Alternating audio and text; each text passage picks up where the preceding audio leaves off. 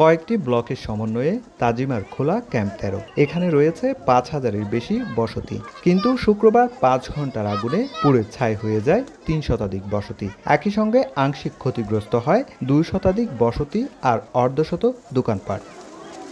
আগুন নেভাতে ফায়ার সার্ভিসের 9টি ইউনিটের সময় লাগে 5 ঘন্টা। ফায়ার সার্ভিস বলছে, ক্যাম্পে অগ্নিকাণ্ডের ঘটনাটি নিছক দুর্ঘটনা নাকি পরিকল্পিত নাশকতা তা তদন্তে বেরিয়ে আসবে। আমাদের অধিদপ্তর থেকে একটা তদন্ত কমিটি হবে। তদন্ত কমিটি তখন তদন্ত করে বুঝতে পারবে যে আগুনের সূত্রপাতটা কীভাবে হলো, আদৌ থেকে এটা লাগানো আগুন না এমনি স্পার্কিংয়ের আগুন, আর ক্ষয়ক্ষতির পরিমাণটা তখন আমরা বুঝতে পারবো। দিন দুপুরে অগ্নিকাণ্ডের ঘটনাকে নাশকতা বলছে রোহিঙ্গারা। তাদের দাবি, মিয়ানমারের সন্ত্রাসী সংগঠন আরসার সন্ত্রাসীরা পরিকল্পিতভাবে এই আগুন দিয়েছে। নগদে 500 টাকা বা তার বেশি পেমেন্টে পেতে পারেন ঢাকায় জমিসহ 20 কোটি টাকার পুরস্কার। হন্দরাতে আর সুর হইতে ধরা দিব আর আসু মানজুল শেয়ার করি আর গরি ঘরে জুলুম করে দিন ধরা দিদি আর হনে দিব বহুত দিলা মানছে বহুত দিলা আছে আসির মধ্যে অন্দরে উঠতে দেখিলা নেরে আরে আর গদুয়ার আরে আলিকিনটা দে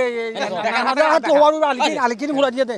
এদিকে অগ্নিকাণ্ডের ঘটনায় এখন খোলা আকাশের নিচে 4000-এর বেশি রোহিঙ্গা। নেই পর্যাপ্ত খাদ্য সহায়তা ও বিশুদ্ধ পানি। আর গরবারে ফুরে গিয়ে কিছু নেলে না পারি আর তো রোজ বেশি আর তাই বলে তেল পাল না কিছু নাই এখন মানে কি কিছু নেলাই না পারি মানে এখন আর লোকতলে বেশি কষ্ট পারে মানে বেশি দুঃখ পারে।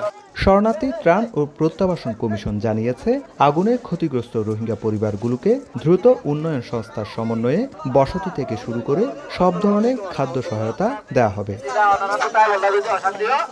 মিয়ানমারের সংঘাতময় পরিস্থিতি চলছে।